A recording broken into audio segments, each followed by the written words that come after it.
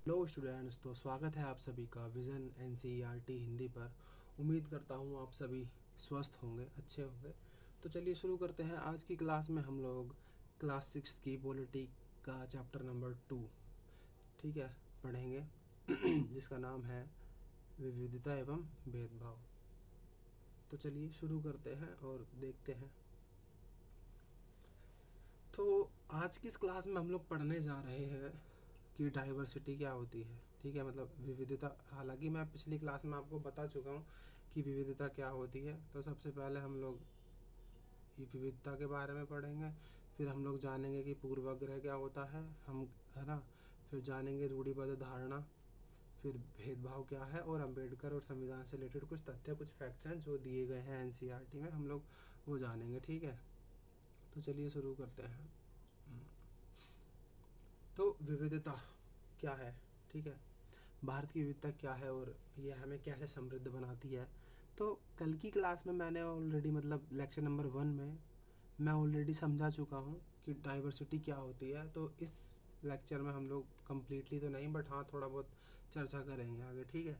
पूर्वाग्रह, तो बिना जाने किसी के बारे में नकारात्मक सोच बनाना, जैसे कि हम किसी चीज़ के बारे में एग्जैक्ट नॉलेज नहीं है, एग्जैक्ट इन्फॉर्मेशन हमारे पास नहीं है, तो हम लोग उसको फिर भी उसको गलत बोल देते हैं। जैसे कि जैसे कई लोगों का मानना होता है कि लड़कियों को गाड़ी चलाना नहीं आता, ड्राइविंग स्किल नहीं आती उनको, ठीक है, पापा की परियां करके उनको मतलब बोला जाता है। पर लड़कियां प्लेन्स, एरोप्लेन भी उड़ा रही हैं, ठीक है।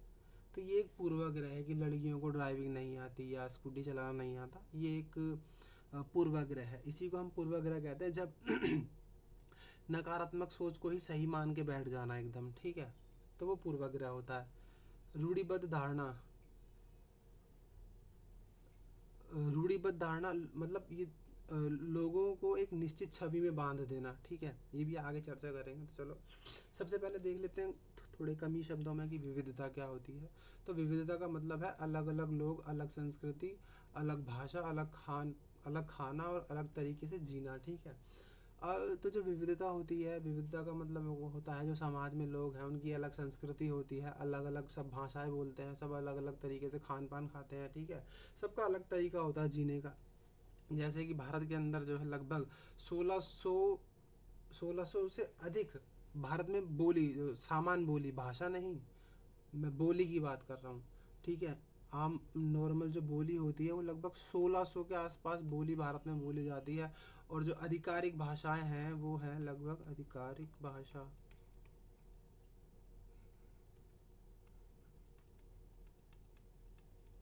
आधिकारिक भाषाएं भारत में लगभग 22 भाषाएं आधिकारिक हैं जो संविधान की 8वीं अनुसूची में दी गई है, ठीक है, इसको याद रखना। अब बात कर लेते हैं धर्म। तो भारत में अलग अलग प्रकार के धर्म हैं, ठीक है, हिंदू, मुस्लिम, सिख, ईसाई, जैन, बौद्ध, पारसी, यहूदी, मतलब ये सब अलग अलग धर्म हैं, ठीक है। तो ये ही डाइवर्सिटी है।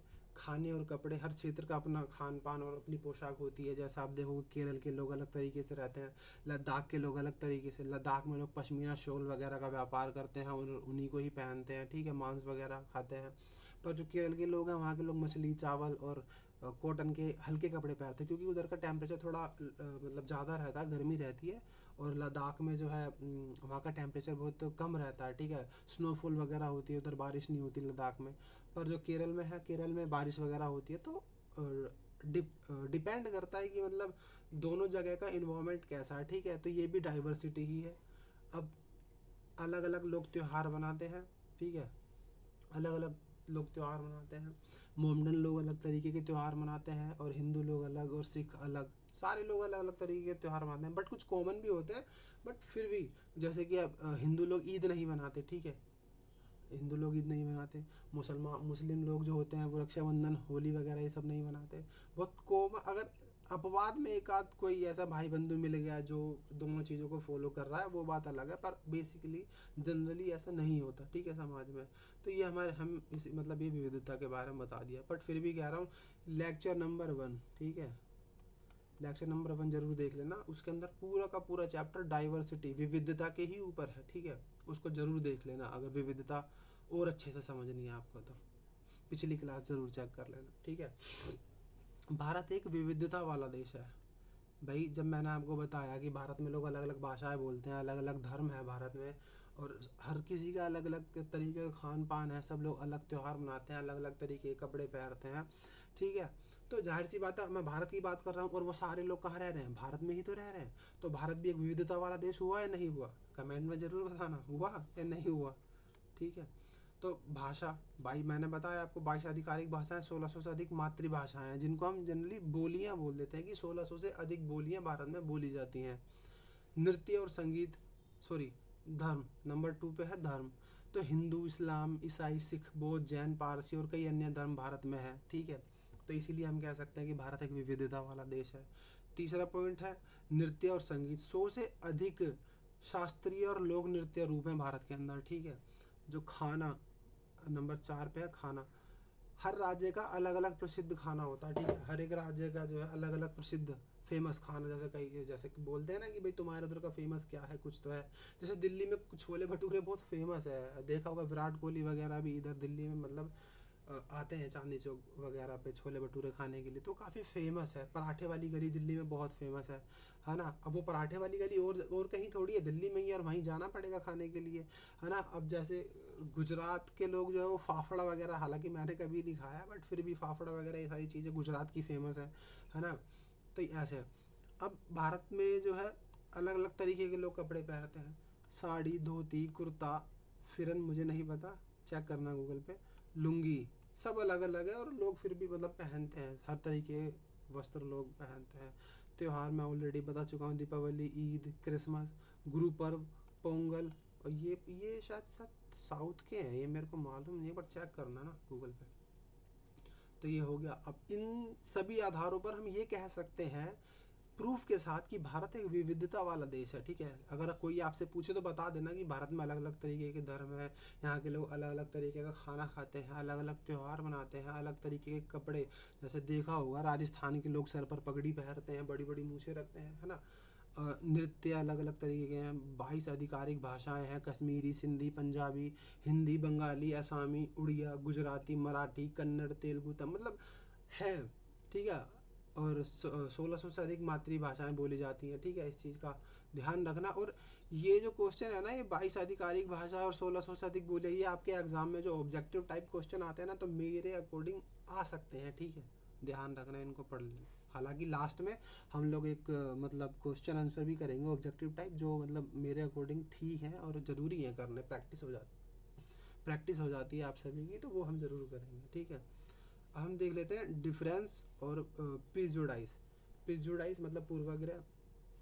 तो लोग लोग जो हैं वो अलग अलग होते हैं, भाषा, धर्म, खाना, कपड़े, रंग, क्षेत्र के आधार पर, इन सभी आधारों पर लोग जो है अलग अलग होते हैं। यह सामान्य है और विविधता का हिस्सा है, ठीक है। जब लोग अंतर मतलब, और डिफरेंस और विविधता लगभग सेम वर्ड है, कुछ अलग नहीं है इसमें, ठीक है।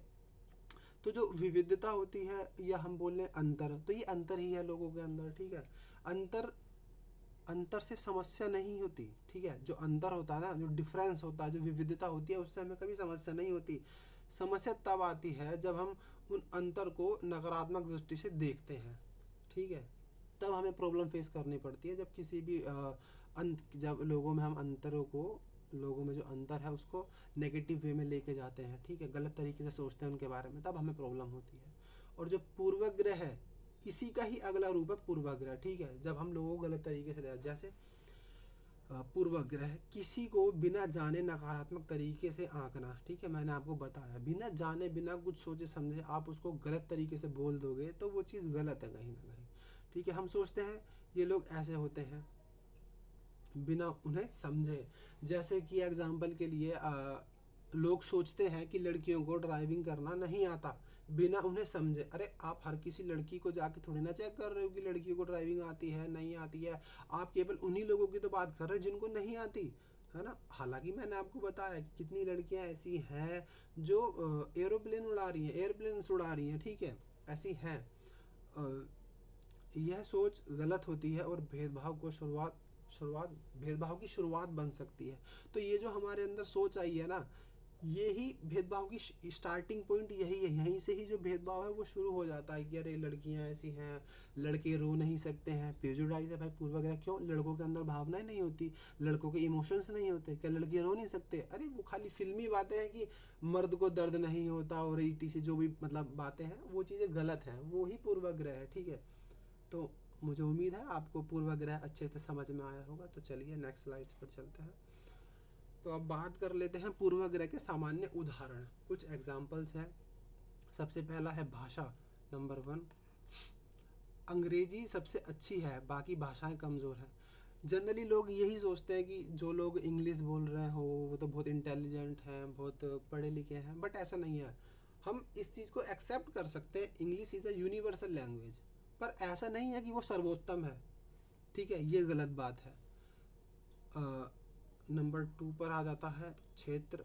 तो उत्तर वाले ऐसे होते हैं, दक्षिण वाले वैसे होते हैं। जैसे कुछ लोग कहते हैं ना, जो उत्तर के लोग होते हैं वो अलग तरीके के मतलब कुछ भी गलत पूर्वाग्रह बना लेते हैं मन के अंदर, दक्षिण वाले ऐसे हो। जैसे कई लोगों के मन में ऐसा होता है, जो दक्षिण के लोग, साउथ के जो लोग होते हैं ना, वो मतलब थोड़े अकड़ू टाइप और मतलब मतलब जैसे कैसे समझाऊँ, जैसे कि वो लोग जो जो साउथ वाले लोग होते हैं, वहाँ के लोग केवल मछली चावल ही खाते हैं और कुछ खाते ही नहीं है, बट ऐसा नहीं है, कई सारी चीज़ें होती हैं। ठीक है, नंबर 3 पर आता है धर्म। सॉरी, ठीक है, किसी धर्म के लोग के बारे में निश्चित नकारात्मक सोच, जैसे हम किसी भी धर्म के बारे में गलत सोच लेते हैं तो वो चीज़ भी कहीं ना कहीं गलत है। ठीक है, लिंग की बात आती है, नंबर 4, चौथा पॉइंट है लिंग। लड़कियां कमज़ोर होती हैं और लड़के मजबूत। हालांकि फिजिकल स्ट्रेंथ में हम कह सकते हैं कि लड़के थोड़े मतलब ज़्यादा पावरफुल होते हैं, लड़कों की स्ट्रेंथ लड़कियों की तुलना में थोड़ी ज़्यादा होती है, ये बात हम एक्सेप्ट कर सकते हैं। पर ऐसा नहीं है कि विल पावर दोनों की ऐसी ही है कि लड़कियां कमज़ोर होती हैं और लड़के की विल पावर मजबूत होती है, ऐसा बिल्कुल भी नहीं है। ठीक है, तो जैसे कि ये देख लो, ये तो आपने अक्सर देखा होगा कि त्वचा के रंग या रूप से किसी को आंकना। अगर कोई सांवला दिख गया, अरे यार छी, मतलब उससे तो लोग बात भी करना पसंद नहीं करते भाई। ठीक है, लोग मतलब कहते हैं अरे यार ये तो काला है, मतलब उसको अलग ही तरीके से ट्रीट किया जाता है समाज के अंदर, वो चीज़ गलत है। अब ये और एक चीज़ ये, सॉरी, लोग कहते हैं कि गांव के लोग जो भाई बहुत अनपढ़ होते हैं, पर ऐसा नहीं है। गांव वाले अनपढ़, शहर वाले होशियार, ऐसा नहीं है। कितने लोग ऐसे हैं जो गांव से हैं और उन्होंने गूगल वगैरह को भी हैक वैक कर लिया था। अभी मैं एक न्यूज़ पढ़ रहा था तो उसमें मैंने देखा था, ठीक है, बिहार या पता नहीं कहाँ के थे, कोई थे, उन्होंने गूगल वगैरह को भी हैक कर लिया था। तो ये जो सारे पूर्वाग्रह मैंने बताया, भाषा के आधार पर, क्षेत्र के आधार पर, धर्म के आधार पर, लिंग, रंग, रूप और गांव और शहर के आधार पर मैंने बताया, इनको याद रखना। और उम्मीद करूंगा कि आप लोग ऐसी सोच ना बनाए किसी भी पर्टिकुलर चीज़ को लेके कि अरे ये तो लड़की काली है, अरे नहीं ये तो अच्छी नहीं होगी, या ऐसा नहीं होगा, या ये लड़का भाई बहुत गोरा है तो स्मार्ट इंटेलिजेंट होगा बहुत ज़्यादा, ऐसा नहीं है। ठीक है, इंटेलिजेंट का संबंध केवल और केवल उसकी बौद्धिक क्षमता से है, ना कि उसकी बाहरी सुंदरता से, इस बात को समझो। ठीक है, उम्मीद करता हूँ ये टॉपिक आपको क्लियर हो गया होगा। अब आते हैं हम स्टीरियोटाइप थिंकिंग, रूढ़िबद्ध धारणाएं क्या होती हैं। ठीक है, रूढ़िबद्ध धारणाएं क्या होती है? जब हम किसी समूह के लोगों को एक निश्चित छवि में बांध देते हैं, जैसे ये लोग ऐसे ही होते हैं, तो उसे रूढ़िबद्ध धारणाएं कहते हैं। यह धारणा हमें हर व्यक्ति को अलग अलग गुणों वाला मानने से रोकती है। ठीक है, जैसे एग्जाम्पल के लिए हम सोच सकते हैं कि ले सकते हैं एग्जाम्पल के लिए, नंबर 1 पे लड़के नहीं रोते। तो मतलब जैसा मैंने बताया कि पहले भी बताया आपको कि लड़के नहीं रोते, ये मतलब रूढ़िबद्ध धारणा ही है। ये धारणा भावनाओं को दबाती है। ठीक है, लड़के नहीं रोते, ऐसा नहीं है भाई, हर किसी को रोना आता है, हर किसी के इमोशंस हर्ट होते हैं। लड़कियां नरम होती हैं, मतलब स्वभाव से बहुत सहज होती हैं, ये भी एक रूढ़िबद्ध धारणा ही है। लड़कियां नरम और कोमल हैं, यह उनके अवसर कम करता है। भाई जैसे मान लो किसी भी, जैसे मान लो इंडियन आर्मी में सिलेक्शन, कोई लड़की का सपना है इंडियन आर्मी में जाना, बट लोग उसको ट्रीट कर रहे हैं, अरे नहीं इंडियन आर्मी तो लड़कियों के लिए बनी ही नहीं है, लड़कियां तो बहुत कोमल स्वभाव की होती हैं। अरे ऐसा थोड़ी है, कितनी लड़कियां ऐसी हैं जो आर्मी में ऑलरेडी हैं, ऐसा नहीं है ना। तो ये चीज़ भी गलत है। अब एक पॉइंट और भी है, ये आलसी और ये नंबर 2 और ये नंबर 3, ठीक है, आलसी और कंजूस। किसी क्षेत्रीय समुदाय को आलसी या कंजूस कहना, भाई किसी भी एक पर्टिकुलर चीज़ को लेके हमने बोल दिया अरे ये लोग तो भाई बहुत आलसी होते हैं, ठीक है, तो ये चीज़ भी गलत है। अब बात आती है कुछ और एग्जाम्पल्स, ठीक है, रूढ़िबद्ध धारणाएं की कुछ और एग्जाम्पल्स। मुस्लिम और शिक्षा। कुछ मतलब लोगों का मानना ये है, मुस्लिम समुदाय के लोगों का, कि मुस्लिम लड़कियों को, हालांकि अभी नहीं है बट ये आपकी बुक में ऐसा दिया गया है, अब मतलब कुछ परसेंट कम है अभी, बट है कहीं ना कहीं अभी, पर उतना नहीं है पहले के मुकाबले, ठीक है, कि मुस्लिम लड़कियों को स्कूल नहीं भेजते। लेकिन शोध बताता है कि गरीबी भी एक बहुत बड़ा कारण है जिसलिए लोगों को मतलब जो मुस्लिम लोग हैं वो स्कूल नहीं भेजते। गांव के लोग पिछड़े और अनपढ़ होते हैं, यह बिल्कुल गलत और सामान्यीकरण है। जाति और काम। कुछ जातियां सिर्फ विशेष काम के लिए ही बनी, ठीक है, ये पुरानी सोच अभी भी, और ये ऐसा माना जाता है लोग में, यार मैं नाम नहीं ले सकता बट एग्जाम्पल के लिए समझ लो, अन्यथा मत लेना कोई भी, ऐसा नहीं है। मतलब मेरा उद्देश्य किसी की भावनाओं को ठेस पहुंचाना बिल्कुल भी नहीं है, ठीक है, उद्देश्य केवल इतना है कि टॉपिक आपको अच्छे से समझ में आ जाए। जैसे कुछ लोगों का मानना होता है, जो धोबी समाज के लोग होते हैं वो केवल और केवल कपड़े धोने के लिए ही है, बट ऐसा नहीं है ना भाई, नहीं है। वो लोग पढ़ते हैं, लिखते हैं, आगे जाते हैं। कितने सारे लोग ऐसे जो IAS IPS में एससी कैटेगरी के होने के बाद, तो रिलैक्सेशन भाई इसीलिए दिया है क्योंकि काफ़ी प्रताड़ित भी रहे हैं, है ना, SC के लोग जो है, इसीलिए। लड़की बोझ है, भाई ये बहुत हर्ट कर सकती है आपको ये बात। लड़की घर का बोझ है, इस धारणा से लड़कियों के साथ घर में भेदभाव होता है, और अक्सर भाई मैं रियलिटी बता रहा हूँ, मैंने भी अपने साथ में, मतलब अपने साथ तो नहीं पर हाँ अपने रिलेटिव्स जो है मेरे, मैंने उनके घर में देखा है लड़कियों को इस तरीके से ट्रीट, मेरी कुछ फ्रेंड्स भी हैं, तो उनको इस तरीके से ट्रीट किया जाता है कि जैसे वो मतलब एक तो घर की नौकर की तरह, उनसे ये अपेक्षा की जाती है कि वो पढ़ाई भी करे और उसके साथ साथ घर का सारा काम भी करे। सुबह का खाना, पापा ड्यूटी जा रहे हैं तो उनका खाना पैक करके देना, फिर उसके बाद में झाड़ू पोछा वगैरह, बर्तन सारा कुछ करना, फिर ये सारी चीज़ें कहीं ना कहीं कॉमन है, ठीक है।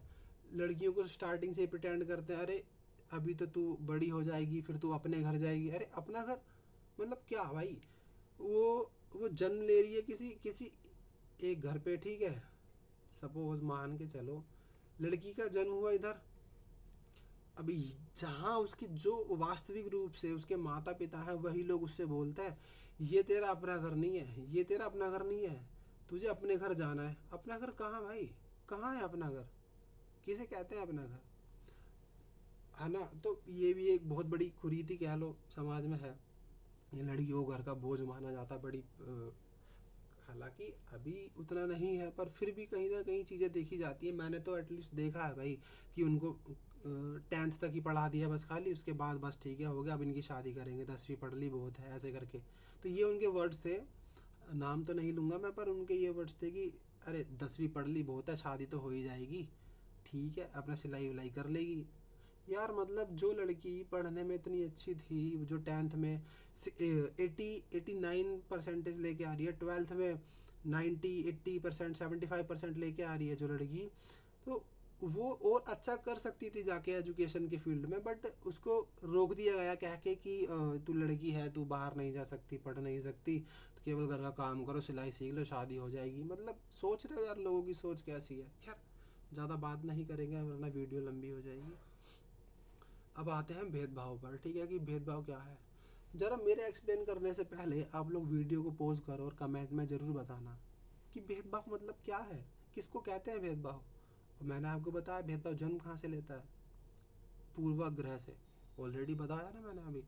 जब हम अपने पूर्वाग्रह या रूढ़िबद्ध धारणा के आधार पर किसी के साथ अन्यायपूर्ण व्यवहार करते हैं ना, उसे ही भेदभाव कहते हैं, इस बात को याद रखना। जब हम अपने पूर्वाग्रह और रूढ़िबद्ध धारणा के आधार पर किसी के साथ अन्यायपूर्ण व्यवहार करते हैं, जैसे मान लो मैंने बोला कि ये तो भाई उस कास्ट का है, फलानी कास्ट का है, इसका काम तो खाली चमड़े का काम है, जूते वगैरह बनाने का काम है, और उसी को उसी की तरह ट्रीट करना। मान लो वो तुम्हारे घर आए तो उसको मतलब अपने जो घर के बर्तन होते हैं उनमें खाना पानी नहीं देना, है ना। आप वैसा ही व्यवहार कर रहे हो जैसा आप सोचते हो, आप मतलब कि ग्रस्त हो, आप रूढ़िबद्ध धारणाओं से ग्रस्त हो और उसके साथ ऐसा ही ट्रीट कर रहे हो, तो वो चीज़ कहीं ना कहीं गलत है और उसे ही हम भेदभाव कहते हैं। ठीक है। यह किसी को यह किसी को सम्मान या किसी को समान अवसर या अधिकार से दूर कर देता है। ठीक है। जैसे मान लो उसका जैसे मान लो कोई लड़का है और वो तथाकथित तथाकथित मतलब ऐसी समाज से है वो। ठीक है। तो उसको लोग कहीं ना कहीं जब वो कहीं जाता है तो उसको उसी तरह ट्रीट करते हैं और उसको कहीं ना कहीं फील होता है, और फिर ऐसा, हालांकि मेरे साथ भी कई बार ऐसा हुआ है। ठीक है। तो लोग उसको उस तरीके से ट्रीट नहीं करते जैसा ट्रीट किया जाना चाहिए। तो ये प्रॉब्लम है और इसे ही हम भेदभाव कहते हैं, है ना। और कई बार लोग जाति के आधार पर भेदभाव करते हैं, धर्म के आधार पर करते हैं, जेंडर अनइक्वालिटी, ठीक है, ये सारी चीज़ें हैं। जैसे जाति के नाम पर लोग भेदभाव कर देते हैं, धर्म के नाम पर भेदभाव करते हैं, लड़का लड़की के नाम पर मैंने बताया है। और पता है, मैंने देखा खुद भी कि हमारे रिलेटिव्स कुछ हैं ऐसे जिनकी लड़कियां केवल गवर्नमेंट स्कूल गई हैं और लड़के टॉप क्लास के प्राइवेट स्कूल में पढ़ रहे हैं। सोचो कितनी बड़ी और मतलब कैसी सोच है भाई। मतलब कुछ कर भी नहीं सकते कि यार हम तो केवल समझा ही सकते हैं। ठीक है। भाषा के नाम पर यार, ये भाषा के नाम पर जो भेदभाव है ना, ये मैंने देखा न्यूज़ में भी, केरल वगैरह की साइड, तमिलनाडु वगैरह की साइड, कि वहाँ पर जो लोग हिंदी बोलते हैं ना भाई, उनको उससे आपत्ति रहती है कि नहीं वहीं की भाषा बोलो, वरना उनको मतलब हाशिए पे कर देते हैं, एक मतलब एक तरफ कर देते हैं समाज से, मतलब उनसे दूरियां बना देते हैं लोग, ऐसा। तो ये मैंने देखा कहीं ना कहीं। क्षेत्र के आधार पर, इलाके के नाम पर, जैसे जो जनजातीय क्षेत्र से लोग होते हैं, है ना, उनके साथ भेदभाव होता है। पैसा, अमीर अमीर और गरीब, ठीक है, अमीरी और गरीबी, यहाँ से भेदभाव होता है समाज में। ठीक है। अब भेदभाव, अब हम देख लेते हैं जैसे मंदिर और ओ सॉरी मंदिर और कुएं से रोकना। कुछ लोगों को मंदिर में जाने या कुएं से पानी लाने के पानी पानी लेने से मना करना। ठीक है। ये भेदभाव नहीं है तो क्या है। अगर मान लो कोई व्यक्ति तथाकथित निचली निचली जाति से है। ठीक है। तथाकथित का मतलब होता है कि मतलब ऐसा कुछ है नहीं, पर फिर भी लोग मानते हैं उसको, तो तथाकथित का शब्द तथाकथित मैं इसीलिए यूज़ कर रहा हूँ, ऐसा है नहीं, लोग मानते हैं उसको, वास्तविक नहीं है वो। तो तथाकथित जो ऐसी कैटेगरी कास्ट है, मान लो भाई प्यास तो सबको लगती है ना, कॉमन है, चाहे किसी भी कैटेगरी का हो। अब एक कुआं है किसी गांव के अंदर, ठीक है, वहाँ से हर समुदाय के लोग पानी भरना चाहते हैं, पर जो मतलब जो नीची कास्ट के, तथाकथित नीची कास्ट के लोग होते हैं ना, उनको वहाँ से रोक दिया जाता है, ऐसा कि अरे नहीं, ये कुएं से पानी नहीं भरेंगे, है ना, छुआछूत वाली बातचीत कर रखते हैं ऐसा। तो वो चीज़ गलत है, वो भेदभाव है ना। ये मैंने बताया, एक ही गिलास नहीं देना, चाय पानी अलग गिलास में देना, क्योंकि उनकी जाति अलग है। बताया मैंने देखा है भाई, ये चीज़ें देखी हैं भाई समाज में, तभी मैं बोल भी रहा हूँ, है ना। और ये पीपीटी भी बड़ी मुश्किल से तैयार करी है, ऐसी बना के मैंने। ठीक है। खैर बहरहाल, स्कूल और नौकरी में रोकना, प्रवेश या नौकरी से दूर रखना धर्म या लिंग के कारण। प्रवेश या नौकरी से दूर रखना जाति, मतलब क्या ही बोलूँ मैं। नौकरी में जैसे कई लोग जब जॉब वगैरह के लिए जाते हैं ना, तो मेरे साथ पता क्या हुआ था, मैं एक मतलब कोचिंग सेंटर गया था, तो वहाँ पे मेरे को एडमिशन लेना था। नाम तो नहीं ले सकते ऐसे किसी का, पर मैं फिर भी एग्जांपल के लिए बता रहा हूँ, मेरी रियल लाइफ का एग्जांपल है, ज़्यादा पुरानी बात नहीं है। मैं गया वहाँ पे एडमिशन के लिए, तो मेरे से पूछा आपका नाम क्या है, मैंने बोला मेरा नाम तो ये है, मतलब मैं फिर भी बता देता हूँ, हालांकि मैं बोला मेरा नाम तो मोहित है। कह रहे आगे सरनेम क्या लगाते हो। मैंने कहा सरनेम तो हम कुछ नहीं लगाते, स्टार्टिंग से ही केवल सिंपल नाम हमारा मोहित रहता है, और माता का पिता का किसी के भी पहले से ही किसी के पीछे कोई सरनेम नहीं है, सिंपल नाम मोहित है। कह रहे सरनेम पे कुछ तो लिखना पड़ेगा, कास्ट क्या है आपकी, कास्ट बता दो।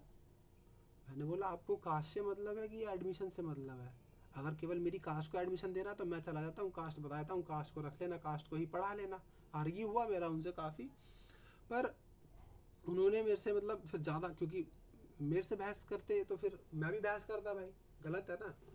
तो कहीं ना कहीं ये चीज़ मुझे फील हुई कि यार पता, कास्ट के नाम पर आज भी ये बच्चों, आप कोई बच्चों या जो भी आप देख रहे हो, पर है ना, तो जो 6th क्लास के स्टूडेंट्स हैं उनकी एनसीईआरटी में ये बात बता दी गई है कि ऐसा कुछ भी नहीं है। सोचो आप 6th क्लास की एनसीईआरटी का चैप्टर 2 पढ़ रहे हो, छठी क्लास का बच्चा जिसको ये बता दिया जा रहा है कि ये सारी चीज़ें गलत होती हैं, पर 12th और ग्रेजुएशन के बाद जब वो कहीं जाता है और वो देखता है कि समाज में ऐसी कुरीतियाँ अब भी हैं, लोगों की सोच ऐसी है, तो वो चीज़ कहीं ना कहीं गलत है।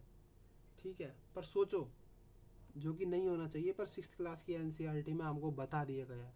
ठीक है, ये छुआछूत वाली बातचीत और ये कास्टिज्म, ये सब चीज़ें गलत है कहीं ना कहीं। हालांकि प्रभाव अब बहुत कम हो रहा है। ठीक है, अभी देख लो, घर या मोहल्ला, किसी समुदाय के लोगों को एक विशेष क्षेत्र में रहने नहीं देना समस्या है, ये भेदभाव है। गाली देना, गालियाँ देना या बेइज्जती करना उनकी पृष्ठभूमि के कारण। अगर किसी की पृष्ठभूमि अलग है या कोई तथाकथित नीच जात से है तो उसको गालियाँ देना भेदभाव है। कम अवसर, ठीक है, शिक्षा, स्वास्थ्य, नौकरियों में कम मौके मिलना, और ये स्वाभाविक है जब लोगों की सोच ही नहीं बदल रही। एक बार पता है मेरे कॉलेज में क्या हुआ था, एक सर थे, तो उन्होंने मुझसे बोला कि मैं, मतलब मुझसे नहीं पर्टिकुलर कि, पर वो पूरी क्लास से बोल रहे थे कि मैं ना पूरी क्लास, मतलब मैं ये बता सकता हूँ कि आदमी के कपड़ों से ये बता सकता हूँ कि वो कौन सी कास्ट से है। और उन्होंने बोला कि ये कास्ट सिस्टम जो होता ना वो एकदम सही है, होना चाहिए यार, ये जो नीचे जात के होते हैं उनको एक साथ बिठा खाना नहीं खाना, ये वो ऐसे।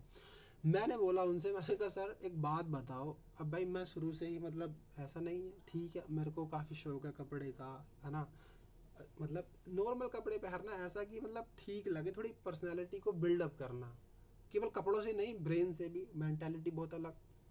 तो मैंने बोला सर से कि सर आप ना मुझे बता दो कि मेरे कपड़े देख के मुझे बता दो मैं कौन सी कास्ट से बिलोंग करता हूँ। मैं आपको धोबी दिख रहा हूँ या चमार दिख रहा हूँ, मतलब जितनी कास्ट थी ना भाई, मैंने सारी कास्ट के नाम लिए और मैंने कहा मुझे बताओ, और अभी बताओ मैं कौन सी कास्ट से हूँ, इतना अनुभव आपके पास है तो मुझे बता दो।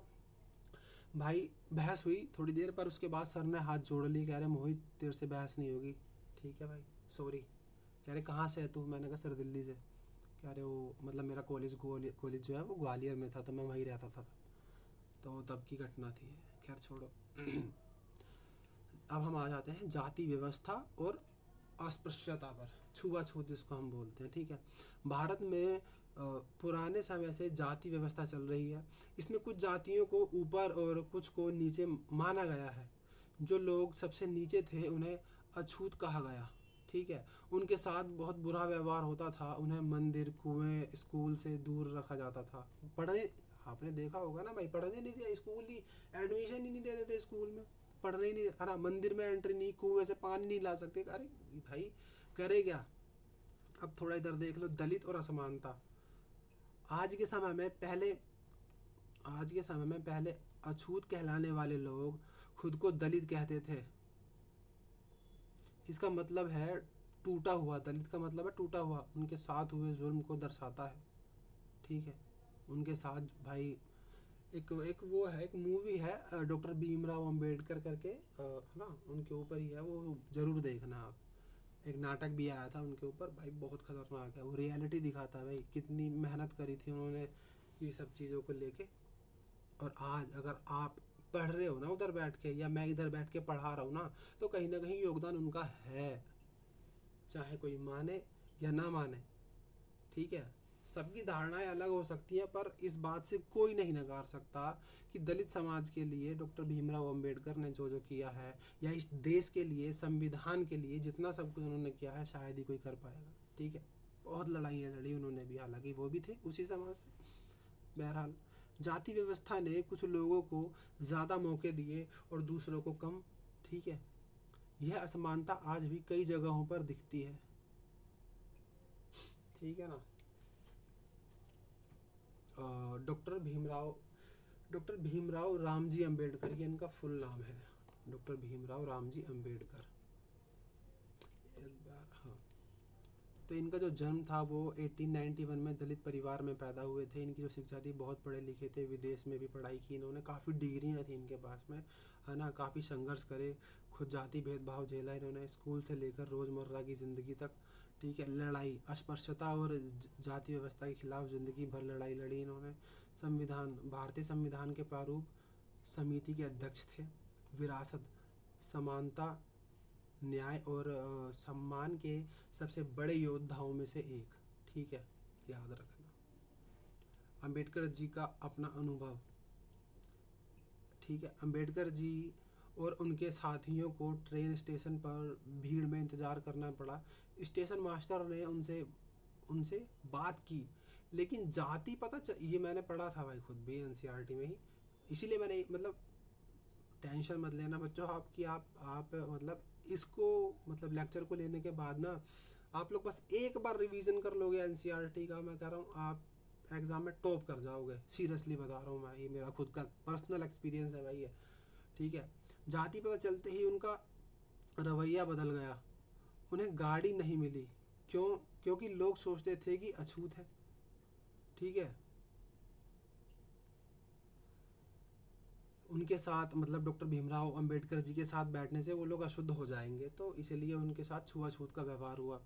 यह सिर्फ एक उदाहरण है, ऐसे कई अनुभव उन्होंने ज़िंदगी में झेले, इसलिए उन्होंने ज़िंदगी भर यह लड़ाई लड़ी कि कोई भी व्यक्ति अपनी जाति के कारण कम न माना जाए। उनकी मेहनत से ही संविधान में समानता के मजबूत नियम आए, और जो आप आज हम लोगों के पास समानता का अधिकार है वो उन्हीं की वजह से है।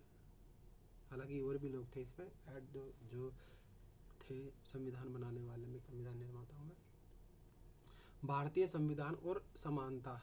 1947 के बाद जब भारत आज़ाद हुआ तो नेताओं ने सोचा कि एक देश बनाए जहां हर व्यक्ति बराबर हो, ठीक है।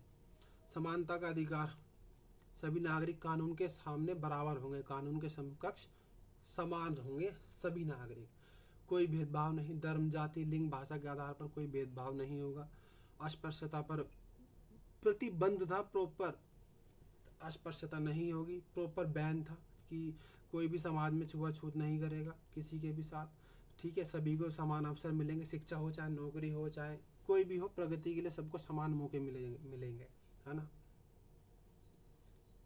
सब बराबर, संविधान हमें यह सिखाता है कि सब बराबर हैं इस देश में, जो भी हैं हर सब नागरिक सब बराबर हैं, कोई भी व्यक्ति किसी से कम नहीं है। जाति, धर्म, लिंग से फ़र्क नहीं पड़ता, किसी भी चीज़ से फ़र्क नहीं पड़ेगा, सब बराबर है, ठीक है। सभी का सम्मान, हर इंसान को सम्मान मिलना चाहिए, चाहे वह किसी भी पृष्ठभूमि से हो, ठीक है। जो कोई भी चाहे किसी भी पृष्ठभूमि से हो, किसी भी जाति का हो, सबको सम्मान ही मिलना चाहिए। असमानता से लड़ो, सरकार और हम सबको मिलकर असमानता कम करनी है, ठीक है। विविधता में एकता, हमारे अंतर हमें अलग नहीं बल्कि मजबूत बनाते हैं। जो हमारे अंदर डाइवर्सिटी है ना, वो हमको अंदर से मजबूत बनाते हैं, हमको अलग नहीं, हमको मजबूत बनाते हैं। जब देखा था कि 1900 हाँ, स्वतंत्रता सेनानी जब लड़ाई लड़ रहे थे अंग्रेज़ों के खिलाफ कि भारत छोड़ो, तब जितने भी समुदाय के, जितने भी धर्म के अलग अलग लोग थे, सब लोगों ने एक साथ रहकर एकजुट होकर लड़ाई लड़ी थी। वहाँ किसी ने ये नहीं देखा था कि केवल हिंदू है या मुस्लिम है या कोई भी धर्म है, सारे लोग। तो इसी को कहते हैं विविधता में एकता ही हम लोगों की ताकत है, ठीक है।